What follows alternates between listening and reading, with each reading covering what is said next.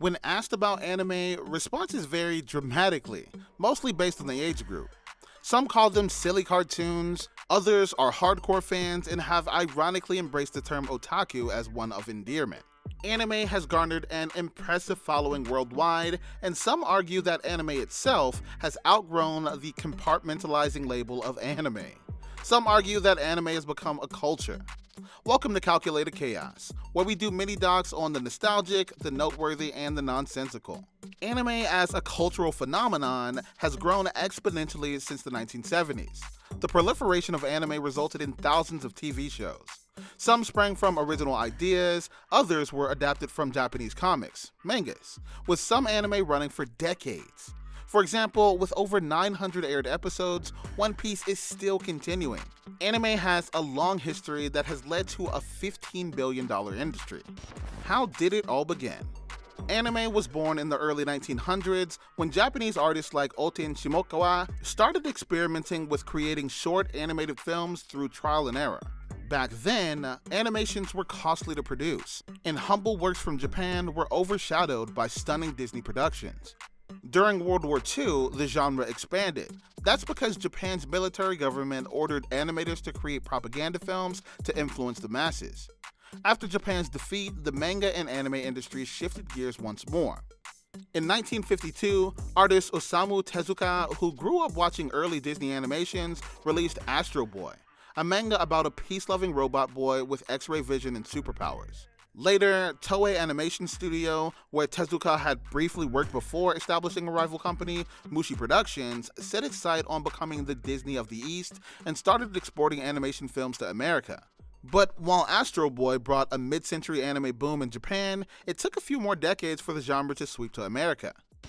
In the early 1980s, American and European children from military and expat business families based in Japan brought bootlegged videotapes of anime to their buddies back home.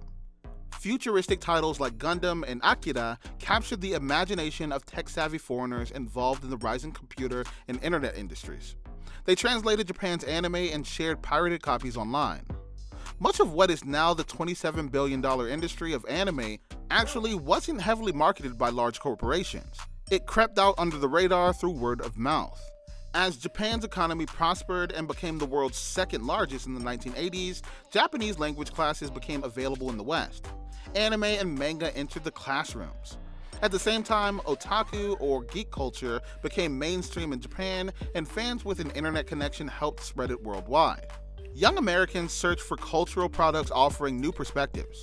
To them, Japan was a place as exciting as Akira, with a cyberpunk landscape and a controversial plot showing a portal into a different aesthetic and psychological universe.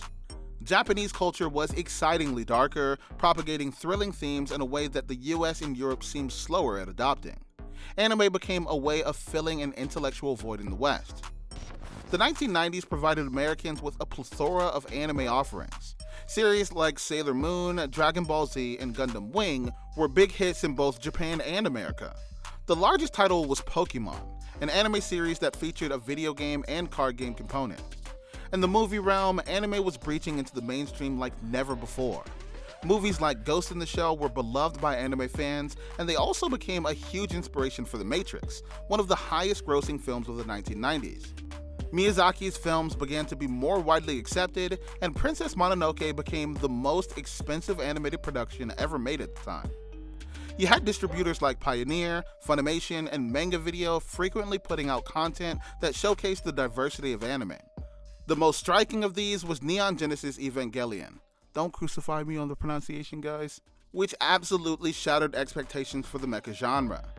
Many fans today cite this as the anime that made them acknowledge that these cartoons weren't just for kids. Anime conventions started in the 1980s and were similar to Comic-Cons or groups of fans coming together to talk about the thing that they love. Being an anime fan back then was not simple, as it required trading fan subs on VHS tapes. It was only by going to these conventions that many fans could see any anime at all. Viewing rooms were the most crucial part of the experience, offering a small number of shows on a small screen with dozens of people crowded around it. A whole convention would attract hundreds of people, the big ones would go over 1,000. Yamatocan, generally considered the first US anime convention, was held in Dallas in 1983 and attracted 100 attendees. In 1991, AnimeCon in California broke the 1,000 attendee mark. The 90s saw the rise of anime events, many of which are still running today, including Otakon, Fanime, and Anime Weekend Atlanta. Most people outside the events industry don't actually know that most anime conventions remain non-profits. They're hardly alone in that regard. A non-profit company also runs San Diego Comic-Con. Most conventions are run by fans in their spare time, with merely a few anime events run by dedicated full-time staff. It's a passion project for many people who genuinely love the medium and its representation. Anime conventions worldwide allow fans to gather and share their interest with other anime enthusiasts. Everything from anime-inspired food, costumes, art booths, panels, games, and music make anime conventions just about a must for anyone who loves anime. Anime Expo, one of the most famous conventions, is an annual occurrence in Los Angeles and attracts people all across the globe. The term cosplay, usually linked to anime, was coined by Nobuyuki Takahashi from Studio Hard. It's a frequent dress-up event seen at conventions and has become an even more significant part of the anime culture. Cosplay itself is particularly popular as fans attempt to recreate anime characters in real life, and it's not only anime now.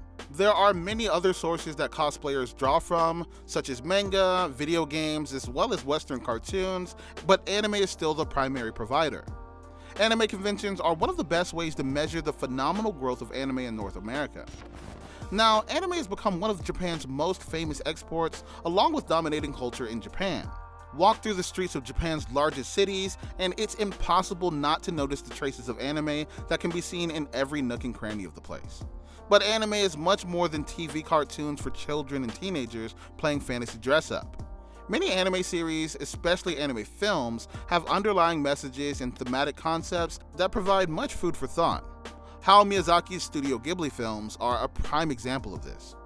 8 of Studio Ghibli's films are among Japan's highest-grossing films, and 5 of those have received Academy Award nominations. The most famous, Spirited Away, won a Golden Bear in 2002, as well as an Academy Award for Best Animated Feature Film in 2003. The ability to watch new anime and keep up with the current shows that are currently airing in Japan became even easier with the launch of streaming services.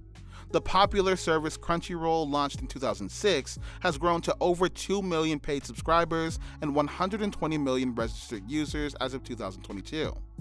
The hype in the West continues to grow as streaming services such as Netflix, Hulu, and Amazon Prime continue to pick up and showcase titles. Netflix has even begun creating its own shows. Streaming overall has created a new wave of accessibility and discoverability for anime. Traditionally, anime didn't have great distribution real estate because it was often too small to secure meaningful distribution. In the past, anime fans had a negative stigma attached to them.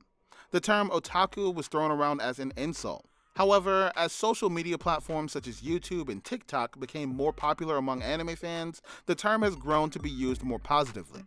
Popular Anitubers or anime YouTubers will call themselves weebs, and it isn't uncommon to see the term used in someone's bio online. Collections of fans make content relating back to the shows they like, which allows the show to continue growing. A generation in the West has grown up with anime and is now passing it on to their children. A prime example of this would be me. My wife and I are expecting a son in December, and she insisted on Kakashi as his middle name. Due to events such as this, it's unlikely that we'll see a decrease in popularity in the upcoming years. Instead, we'll likely see streaming services continue to cater to their subscribers and create original content. The stigma that anime is just for kids falls away as more people watch the anime marked by adult themes and subject matter such as Parasite, Tokyo Ghoul, and Fullmetal Alchemist. Like it or not, anime has established itself as a mainstay on our TV sets and in our hearts and has secured its place on the global stage. If you thought it'd just be a passing fad or that all the weebs were blowing hot air, gear up for a long disgruntled season 25 of Pokemon. The attention garnered by anime has resulted in a renewed interest in the Far East, with Japan establishing itself as a popular tourist destination and the home of many beloved anime shows that have continued to run for years. Looking at how the industry has grown, it's safe to say that anime culture rivals that of other countries, with anime being here to stay. But what do you think? Will anime continue to flourish? Share your opinion in the comment section below. Also, let us know what your favorite anime is. Can you guess mine? I talked about it in this video actually. I hope you enjoyed today's video. Hit like if you did, and don't forget to subscribe to our channel for more content. Thanks.